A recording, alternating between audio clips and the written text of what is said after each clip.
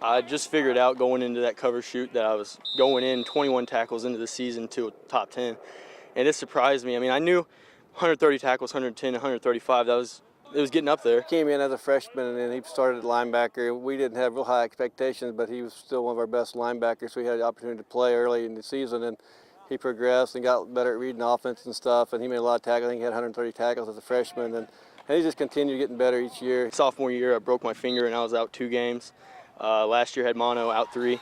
So averaging 19 tackles a game, 10 games, 190 tackles. That could have got me even higher where I am now, but learned to deal with it, and coming in this year healthy, and we're going to have a successful year. Set, hit. The offensive dynamic sees an interesting shift. Not only will Hancock be the centerpiece of the linebacking core, he steps into a much more significant role as the new quarterback of the Coyote offense. He's not the fastest quarterback in the conference, but he's probably the biggest quarterback, and he plays as hard as anybody.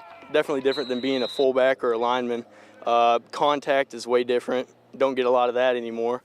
But I definitely do like getting the ball and running it and scoring touchdowns. It's going to be exciting, the matchup he brings as far as being a fullback type player, to the quarterback position. It's pretty interesting because on some of our plays he's able to block for us, which is pretty nice because we're having like another running back in the backfield that's able to block.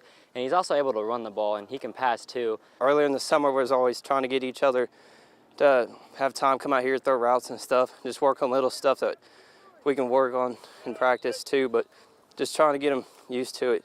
Defense is where the Coyotes will look to shine in 2017, not only boasting one of the state's all-time leading tacklers, but a lot of experience in a talented group of returning seniors. We've actually moved Brandon to a cornerback spot this year. We moved in Ethan Reddington, who played a few games last year. He's a sophomore, but and we got Tyler Staples at linebacker too. And those guys all had a lot of varsity experience last year. Tyler, he's good in coverage, and he ain't afraid to lay some wood. And Brandon, he can hit too. And we have Trenton Morgan at defensive end, and another senior.